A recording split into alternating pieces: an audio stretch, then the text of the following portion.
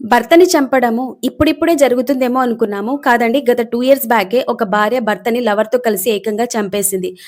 భర్త తినే ఫుడ్‌లో సైనైట్ అనే విషం కలిపి అతని బాడీని ముక్కలు ముక్కలుగా చేసేసి ఏకంగా ఒక కన్‌స్ట్రక్షన్ జరుగుతున్న ఫ్యాక్టరీలో ముక్కలుగా చేసిన బాడీని 13 అడుగుల లోతులో గొయ్యి తీసి మరీ పాతిపెట్టింది. ఎంత దారుణం చూడండి.